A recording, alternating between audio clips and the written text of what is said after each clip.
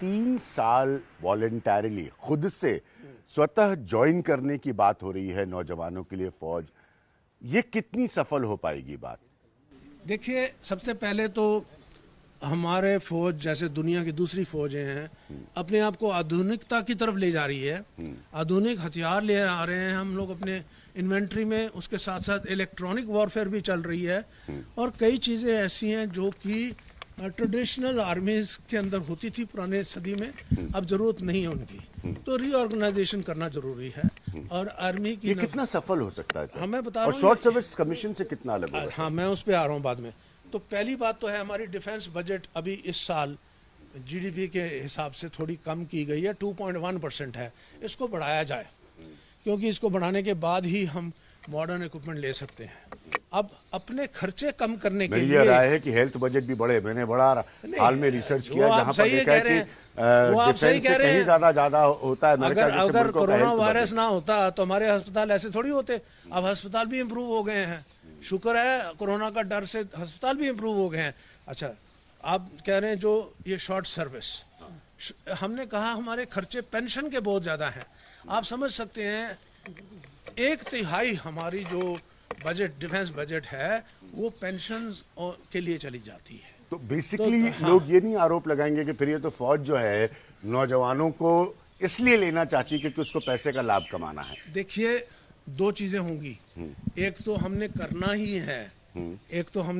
ही है कि डिफेंस का जो एक्सपेंडिचर है उसको कम किया जाए, और अगर जो सिनर्जी है तीनों आर्मी, नेवी, एयरफोर्स में, उसमें बढ़ाई जाए, जिससे कि कई चीजें ओवरलैप होती हैं और उनकी प्रायोरिटीज भी लेकिन कोई 3 साल के लिए काम करने के बाद कोई जॉब, हालांकि कॉर्पोरेट्स आगे आ रहे हैं, जॉब की कोई गारंटी नहीं है 3 साल।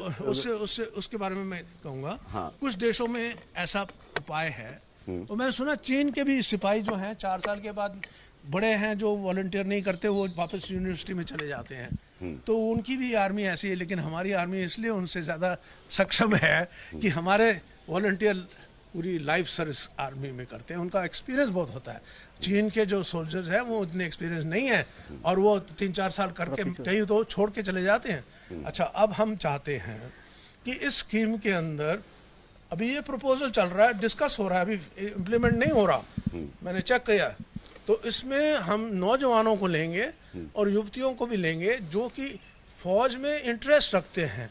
उससे क्या होगा, देश में कोई पॉलिटिशियन बन जाता है, कोई डॉक्टर बन जाता है, कोई इंजीनियर बन जाता है, साइंटिस्ट, उनको फौज का कुछ तो तजर्बा हो जाता है, बॉर्डर का कुछ तो तजर्बा हो जाता है।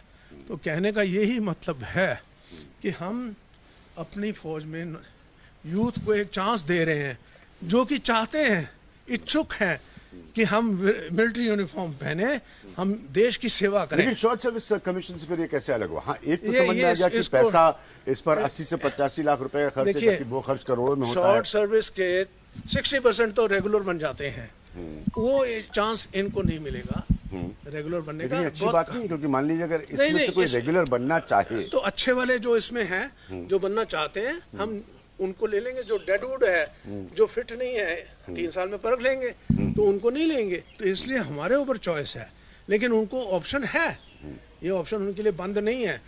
लेकिन पैसा कैसे बचाएंगे कि पैसा उनको पेंशन नहीं देना पड़ेगा, उनको और कुछ फैसिलिटीज नहीं देनी पड़ेंगी जो हमारे ओवरहेड। बहुत अच्छी बात है, मैं जानना चाहता हूँ जनरल। अच्छी बात तो है ही है, अच्छी बात तो है ही है। और कैसे कुछ लोग 3 साल के लिए ज्वाइन करें, उनको कुछ नहीं मिले, और जो लंबे टाइम के लिए हो उनको सब कुछ मिले? नहीं, इनको एक बहुत अच्छा गोल्डन हैंडशेक पैकेज मिलेगा, जिससे कि वो पढ़ भी सकते हैं और काम भी कर सकते हैं, और मीडियम स्मॉल स्केल एंटरप्राइज शुरू करना चाहते हैं। फॉर एग्जांपल, देखिए आर्मी के एक्सपीरियंस में वो देख लेता है गन कैसी है, एम्युनिशन कैसी, कहता है यार ये चीज़ तो मैं बना सकता हूँ।